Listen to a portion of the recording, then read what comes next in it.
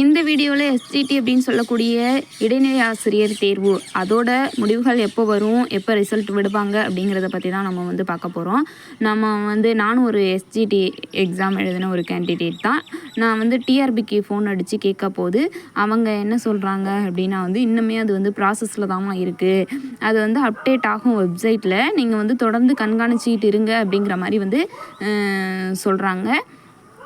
ஒன்றுமே வந்து புரியலை. எக்ஸாம் டிஆர்பி வரலாற்றிலேயே இதான் முதல் முறையாக 6 மாதம் ஆகியும் ஒரு ஆன்சர் கீ கூட விடாத ஒரு எக்ஸாம் அப்படின்னா இந்த இடைநிலை ஆசிரியர்கள் தேர்வை தான் நம்ம வந்து சொல்லலாம். ஃபோன் அடித்து கேட்டால் எப்போ பார்த்தாலும் ப்ராசஸ், 6 மாதமாக ப்ராசஸ் இந்த வார்த்தையை கேட்டே நம்ம காதெல்லாம் வந்து புளிச்சு போயிட்டு, எல்லா தேர்வர்களுமே வந்து அவங்கவுங்க கலெக்டர் ஆஃபீஸாக இருக்கட்டும், கிராம சபை கூட்டமாக இருக்கட்டும், எல்லாத்துலேயும் மனுக்களை வந்து தொடர்ந்து அழித்த வண்ணம் தான் வந்து இருக்கிறாங்க. பட் வந்து அரசாங்கம் எந்த முடிவுமே எடுக்கலை. அரசாங்கத்திட்டையும் வர்ற இடம் போகிற இடம்லாம் பார்த்து ஓடி மனுக்களை கொடுக்குறாங்க.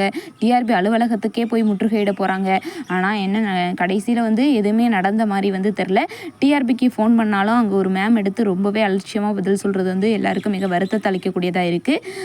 இதனால் இந்த எக்ஸாம் கேன்சல் ஆகுமா அப்படிங்கிற ஒரு டவுட் அவங்கக்கிட்ட நம்ம கேட்டபோது அவங்க என்ன சொன்னாங்கன்னா, இது வந்து முறைப்படி நோட்டிஃபிகேஷன் விட்டு வச்ச எக்ஸாம், இது வந்து கேன்சல் ஆகிறதுக்கு வந்து 100% வாய்ப்பு இல்லை அப்படின்னு சொல்லியிருக்காங்க.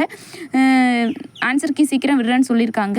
அதனால் தேர்வர்கள் யாருமே பயப்படாதீங்க. இது வந்து எலெக்ஷன் முக்கிய ப்ராசஸ் மாதிரி தான் வந்து தெரியுது. அப்படி ஆரம்பித்தா வந்து மார்ச்சில் ஆரம்பித்து ஜூனுக்குள்ளே போடுறதுக்கான வாய்ப்புகள் இருக்குது அப்படிங்கிறது வந்து என்னோட ஒரு தனிப்பட்ட கருத்து. அப்படி இல்லாட்டியும் டிசம்பருக்குள்ளே போடுவாங்க. ஆனால் அதையும் மீறினுச்சுன்னா கொஞ்சம் வேலை போடுறது வந்து இந்த கல்வியாண்டு வந்து ரொம்பவே கஷ்டம்தான். இது மாதிரி தகவல்களை தெரிஞ்சுக்க நம்ம சேனலை மறக்காமல் சப்ஸ்கிரைப் பண்ணுங்கள் நண்பர்கள்.